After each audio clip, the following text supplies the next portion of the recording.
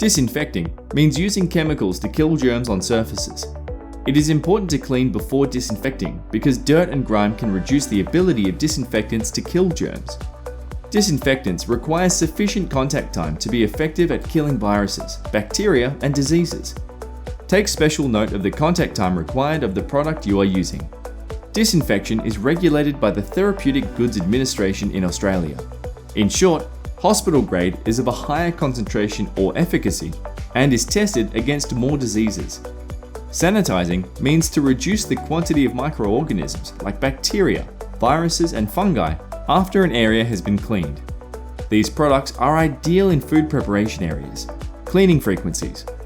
The frequency of cleaning and disinfection is determined by many factors: your type of business, the number of workers or customers, shift changes, equipment sharing, and more. In general, it is expected that frequent touchpoints should be cleaned and disinfected daily.